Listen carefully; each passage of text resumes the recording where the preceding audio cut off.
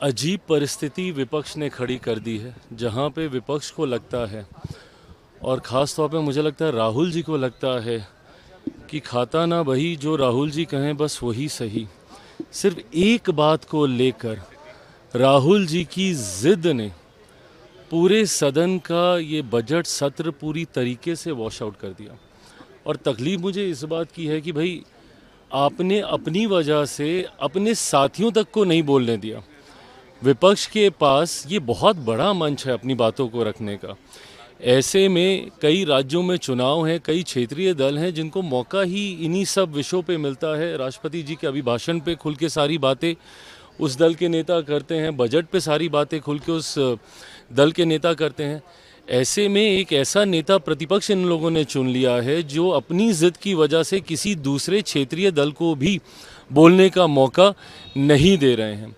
ऐसे में मैं मानता हूं कि लोकतंत्र की गरिमा मर्यादा को तार तार करने का काम विपक्ष के द्वारा लगातार किया जा रहा है। कुर्सी पे चढ़ना, टेबल पे चढ़ना, ये आचरण तो हमने देखा ही। अब लोकसभा स्पीकर पे जिस तरीके से अविश्वास प्रस्ताव लाने की बात कही जा रही है, जिसको लेकर विपक्ष शायद इसको जल्द लाने की सोच रखता है, ऐसे में पुनः चिंता इस बात की भी होती है कि ये वही लोकसभा के स्पीकर हैं जो कि निरंतरता में पिछले उसमें भी थे, पार्लियामेंट के टेन्योर में थे, और इस बार भी उन्हीं को ही पुनः ये जिम्मेदारी दी गई है। ऐसे में जस्ट बाय द वर्च्यू की आप अपनी बात कह नहीं पा रहे, मैं ये कतई नहीं बोलूँगा कि इनको बोलने का मौका नहीं दिया गया, रिपीटेडली इनको बोलने का मौका दिया गया है।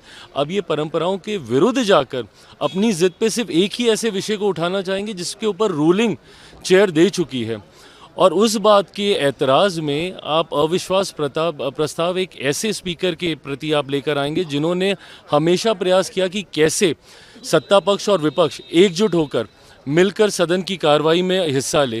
फर्स्ट टाइम मेंबर पार्लियामेंट को बिना ये सोचे हुए कि सत्ता पक्ष का विपक्ष का है, स्पीकर साहब ने मौका दिया, हर किसी को बोलने का मौका दिया।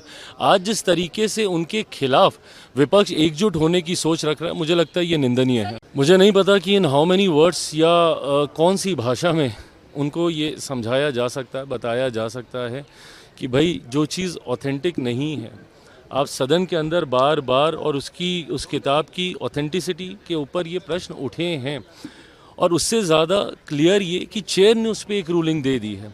तो जब उस पर रूलिंग हो चुकी है, उसके बाद बार बार उसको मुद्दा बनाना, और मैं पूछना चाहूँगा कि भाई क्या और कोई विषय नहीं है हमारे देश में?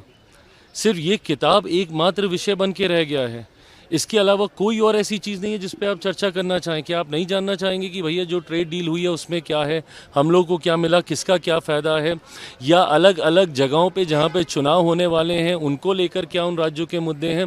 सिर्फ एक किताब एकमात्र इशू रह गया है जिसकी वजह से आपने पूरा बजट, वित्त मंत्री जी ने बजट पेश किया है, आप उस पर सरकार को घेरिए ना भाई। यही तो मौका है बजट सत्र में, जब उस पर चर्चा होगी आप उसमें सवाल पूछिए कि भाई ये क्यों नहीं किया, ये क्यों नहीं किया, ये क्यों किया, ये क्यों किया।